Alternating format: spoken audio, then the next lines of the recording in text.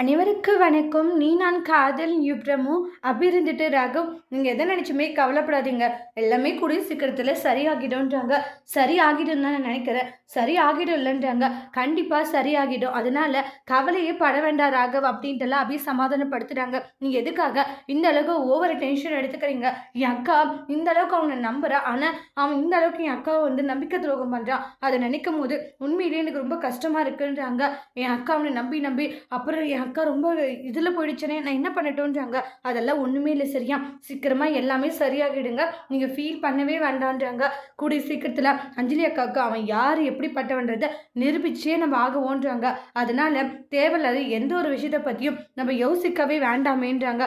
நான் சொல்கிறது புரியுது இல்லை, நீ சொல்கிறது புரியுது அப்படின்றாங்க. என் அக்காவுக்கு சீக்கிரமாக அந்த முரளியோட விஷயம் தெரிஞ்சால் மட்டும் போதும், எல்லாமே தெரியுங்க, நம்பிக்கையோடு இருங்க, எல்லாமே நல்லதே நடக்கும். சரி ஓகே அப்படின்னு சொல்லிட்டு ராகவ் சந்தோஷப்படுறாங்க. ஏண்டி அப்படி வாழ்க்கை ஃபுல்லாக நீ என் கூட இருந்தால் அது போதும் எனக்கு.